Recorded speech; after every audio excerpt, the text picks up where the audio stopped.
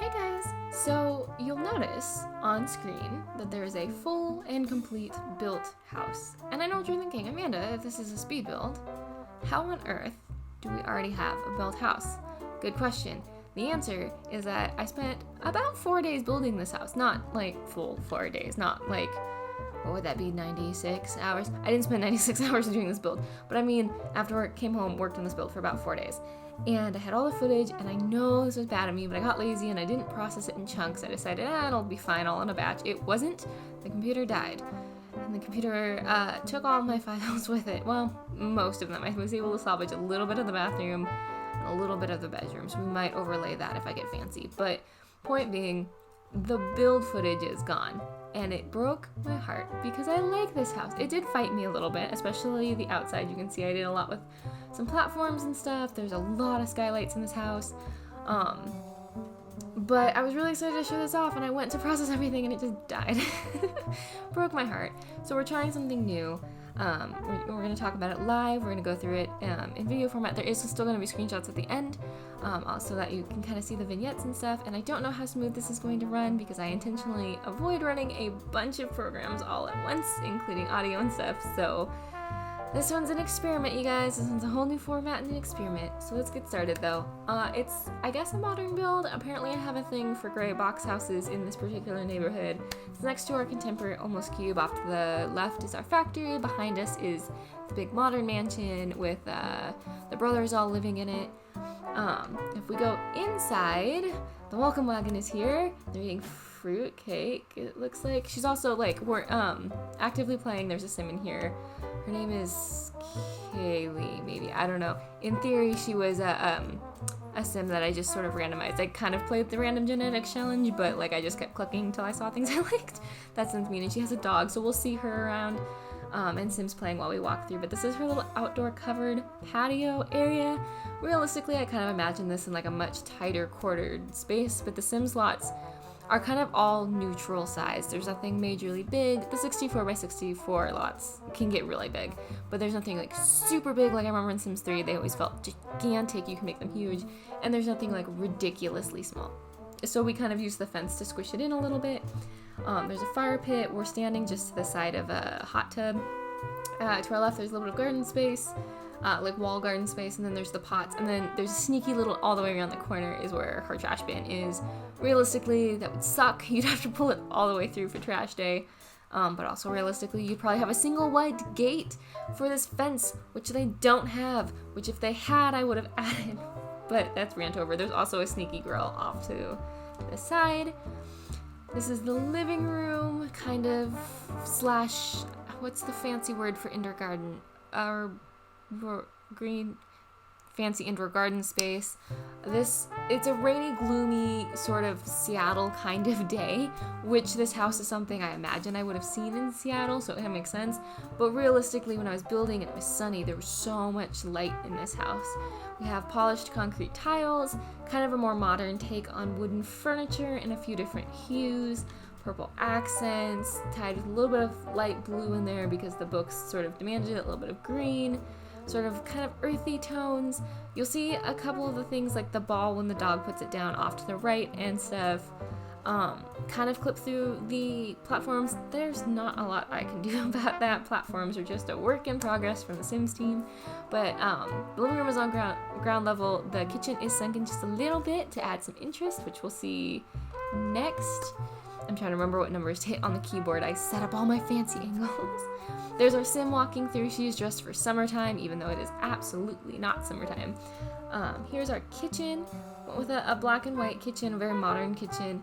I wish we had better uppers for these counters. They're the island living ones. They're my favorite in the whole world. I just wish their uppers were better. They're the shelf kind and not actual upper cabinets. So it makes it kind of hard to do kitchens with this one. There's the dog! Isn't he cute? Oh my goodness, he's a mini poodle. Oh, apparently he's in trouble. Anyways, but I like this kitchen a lot. It's not huge, but I don't think it needs to be huge because it's a single Sim living in an actually fairly small house.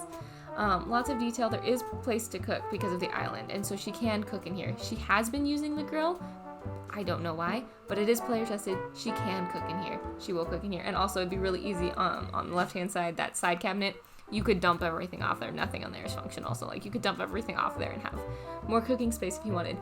Fun fact you would have seen if the build hadn't died. I built this entire kitchen and walked away and didn't put a sink in it. I completely forgot about the need for a sink. And then I was like, this kitchen doesn't look finished. Yeah, it wasn't.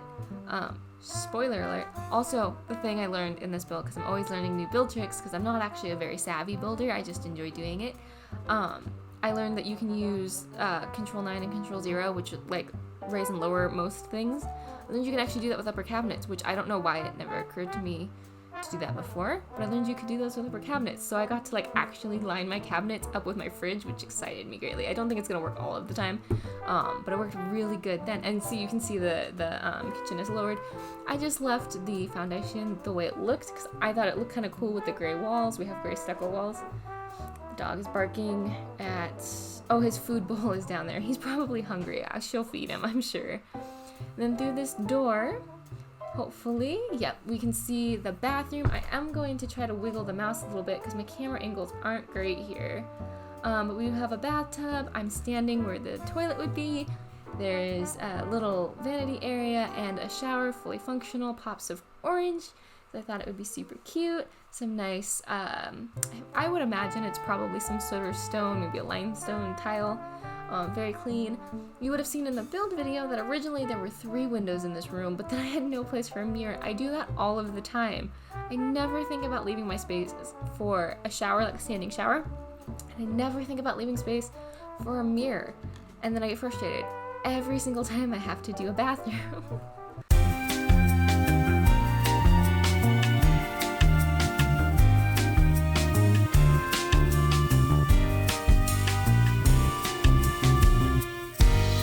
So moving on from the bathroom, if we go upstairs, there is stairs there behind the, I didn't paint that. Oh my goodness, well, I'll fix that. I'll fix the stairs. The rooms, because it's kind of behind the kitchen and with the platforms, got a little goofy, but don't worry, it'll be the same gray stucco as the rest of the house. The upstairs here, though, is the bedroom loft. You can actually see down into the living room, which we'll see in a minute. It's also her office space. Originally, I had tried to fit an office down in that little greenhouse area we created. But first of all, that seemed kind of dumb, right? Because the backlight for the computer would have sucked in there, right? Like, it would have been so hard to actually play. Speaking as someone who right now can see their own reflection in their monitor with the game playing because the backlighting from my window, which is above my computer, is so bright, which I'm not complaining about. I love all the natural light in this room, but ouch, I knocked my desk. Point being, it would have been really bright and really hard to do whatever it is she does. I don't remember her traits off the top of my head. I feel like maybe she's a geek. She probably works on her computer quite a bit. Definitely a dog lover. Probably good. Almost all my Sims seem to be good. There's a dog bed up here. I'm kind of rambling. There's a dog bed up here because I imagined the little guy would want a place to sleep, but realistically, I didn't put a lot of dog beds around because my dogs have beds. They sit wherever I sit. They hang out wherever I hang out, and sometimes they hang out on my bed even when I'm not there. I know this because I get pictures of them being like, you need to sleep on the couch tonight, which is a fun way of saying that you need to wash your sheets because the dogs have been all over your bed. But point being, I didn't think the dog needed a lot of dog beds because he's going to be wherever his human is. And he's I believe, was he a full-size poodle or was he a mini? I can't remember what's available in the game. He's either going to stay about the same size or he might get bigger, but he's a poodle, which means in real life he's hypoallergenic, and he's very intelligent. I have 3 poodles and a Bichon Frise, and they're too smart for their own good, so he's gonna be really fun for gameplay. Not important to the build, but I love him. He's barking somewhere in the distance though. So that's what we have up here. Let's see, that was 6, here we go. Again, don't mind me, I have to remember what numbers I'm on. Here's the bedroom, pretty simple, pretty plain. Pops of brown, pops of kind of an off teal. I like that color a lot. It's very serene. She's laughing at something on the computer. Matches with the gray, kind of subtly matches with the purple. Not that they needed to, but because it's technically all one big space, this house would be really loud in real life. I feel like pretty darn echoey. Here's the view from upstairs. You can see down into your living room. I'm imagining you could probably see someone sitting at the bar seating, which there isn't a legitimate living room, but again, it's actually a fairly small house, all things considered. There's big empty space in the middle. You could put a table, but I don't know if you need to. It's not really like, that wasn't the vibe I had in my head. And we're gonna go ahead and jump downstairs again for a minute because I wanted to, if I wiggle my camera here, show off this beautiful balcony situation we have going on, this beautiful loft situation. And in this one case, the white ceilings don't suck that bad. The white ceilings that we are forced with the Sims actually kind of match this build, and the lighting kind of works with it, lots of good windows and stuff. And you can see that beautiful big skylight that runs the whole length of the house that I love so very much. And again, down here we have the pops of purple and pink and a little bit of blue. But yeah, so that's our house. I hope you really enjoyed it. I really enjoyed building it. I'm going to leave you here in just a minute with some screenshots.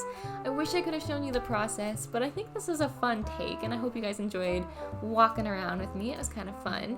A new way to do videos. But I'll let you go ahead and check out the screenshots. I hope you guys are having a great day, and I will talk to y'all again very, very soon.